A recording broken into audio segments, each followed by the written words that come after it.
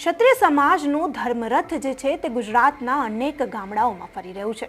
ત્યારે ગુજરાતના અનેક ગામડાઓમાંથી ક્ષત્રિય સમાજના ધર્મરથને ઘણો સારો એવો પ્રતિસાદ મળી રહ્યો છે। ત્યારે ક્ષત્રિય સમાજના ધર્મરથમાં ગુજરાતના ગામડાઓમાંથી અનેક સમાજના લોકો પણ જોડાઈ રહ્યા છે। ત્યારે મુસ્લિમ સમાજે પણ ક્ષત્રિય સમાજને હવે પોતાનું સમર્થન આપ્યું છે। ત્યારે મુસ્લિમ અગ્રણી ક્ષત્રિય સમાજ વિશે શું કહી રહ્યા છે તે સાંભળીએ। जय भवानी। जय भवानी। अपनी वच्चे समग्र गुजरातना क्षत्रिय समाजना संकलन समितिना कन्वीनर अने प्रमुख माननीय चावड़ा साहेब तेमनी साथे धर्मरथ लईने क्षत्रिय नारी अस्मिताना गौरवभरी यात्राना संकलनना तमाम होद्देदारो पदाधिकारीओ अमारी आजूबाजूना तमाम जागीरदार समाजना ठाकोरो दरबारो युवानोना वडीलो मारा गामना तमाम युवानोना वडीलो आजूबाजू जोता गामना दरबारो क्षत्रियो तमाम आ मुमुरवासने एमने पसंद कर्યું અમારા માટે સૌથી ગૌરવની ઘડી છે। અમારા બાપ દાદાઓ વખતથી આ જાગીરી સાથે છીએ હતા અને રહીશું। એમના સુખ સાથે એમને જે અમને જે રજવાડામાં જે જમીનો ભેટ આપી છે અને જે ભોગવ્યું છે આજે એમને પરત આપવાનો સમય બાકી ગયો છે। એમના સુખમાં સુખ અને એના દુઃખમાં દુઃખ આપણે તમામે હાથ ઊંચો કરીને આ સમર્થન યાત્રાને એમની અસ્મિતાને જે કૃપાલાજીએ જે હનન કર્યું છે એનો પ્રતિકાર આપવાનો જે સમય બાકી ગયો છે ત્યારે હું તમામ આપણી બાજુના યુવાનો વડીલો તમામ જ્ઞાતિના આગેવાનોને આજ્ઞા કરી વિનંતી કરું છું કે આ સમય બાકી ગયો છે। અહંકાર સામે નમ્રતાથી બતાવી દેવાનું મોહનવાસ પસંદ કર્યું। આપ સૌને ખૂબ ખૂબ આનંદ સાથે ધન્યવાદ આપું છું।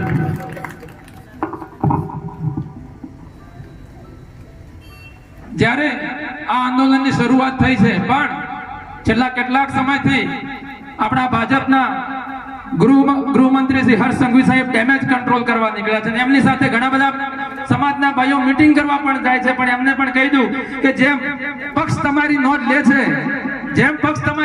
છે એમ સમાજ પણ તમારી નોંધ લે છે। સમય આવે તમને પણ બતાવી દેશે।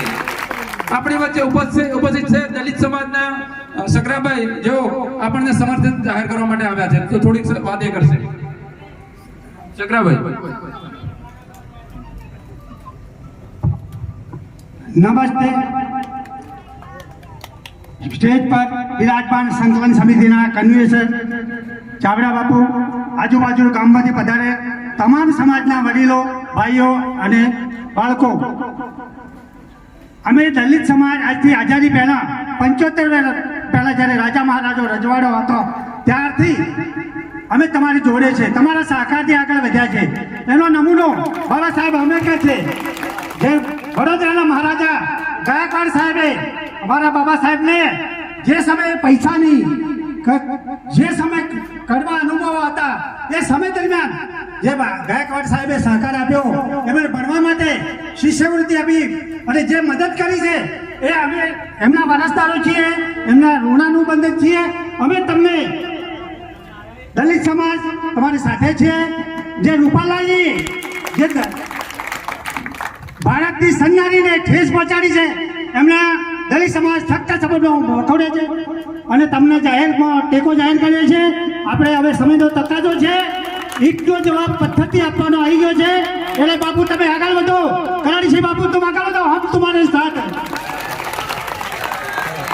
સરસ વાત કરી। એકવાર જય ભવાની। આપણે આ ભારત દેશને શું નથી આપ્યું? 43 ગઢ આપ્યા, 43 ગઢ, 8700 કિલ્લા, 562 રજવાડા, 40 લાખ એકર જમીન, આ બધું આપ્યું છતાં પણ આપણે એક રૂપાલાની ટિકિટ રદ કરવાની માંગ કરી। ભાજપને શરમ આવી જોઈએ।